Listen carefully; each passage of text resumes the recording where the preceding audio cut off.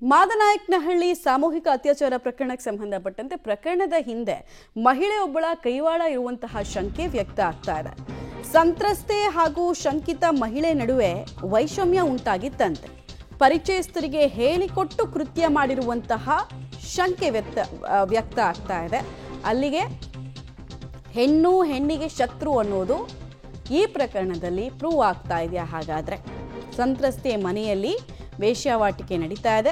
ಪೊಲೀಸರ ರೀತಿ ಹೋಗಿ ಬೆದರಿಸಿ ಮನೆ ಖಾಲಿ ಮಾಡಿಸುವಂತೆ ಸುಪಾರಿಯನ್ನ ಆಕೆ ಕೊಟ್ಟಿದ್ಲಂತೆ.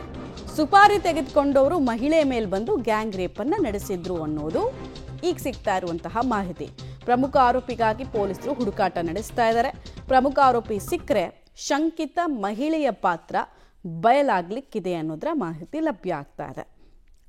ಸೊ ಎಲ್ಲಿ ತನಕ ಬಂತು ನೋಡಿ, ದ್ವೇಷ ಬೆಳೀತು ಅನ್ನೋ ಕಾರಣಕ್ಕೆ ಆಕೆ ಊರಲ್ಲೇ ಇರಬಾರ್ದು ಅಂತ ಹೇಳಿ ಮನೆ ಖಾಲಿ ಮಾಡಿಸಿ ಅಂತ ಸುಪಾರಿನ ಬೇರೆ ಈ ಗ್ಯಾಂಗ್ಗೆ ಆಕೆ ಕೊಟ್ಟಿದ್ಲು ಅಂದರೆ ಆಕೆ ಮುಖ ಕೂಡ ರಿವೀಲ್ ಆಗಬೇಕು.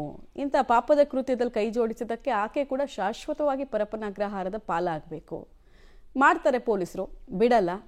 ಬಟ್ ಇದರಲ್ಲಿರುವಂತಹ ಪ್ರಮುಖ ಆರೋಪಿಗಳ ಪೈಕಿ ಕೆಲವರು ಇನ್ನೂ ಅಬ್ಸ್ಕಾಂಡ್ ಆಗಿರೋದು ತಿಳಿದು ಬರ್ತಾ ಇದೆ. ಇನ್ನು ಕೆಲವರ ಹೆಡೆಮುರಿ ಕಟ್ಟಲಾಗಿದೆ. ಅವ್ರ ಹತ್ರ ಬಾಯಿ ಬಿಡಿಸಿದ್ದಾರೆ, ಏನಕ್ಕೆ ಇಂಥ ನೀಚ ಕೃತ್ಯನ ಮನೆಗೆ ನುಗ್ಗಿ ಮಾಡಿದ್ರಿ ಅಂತ.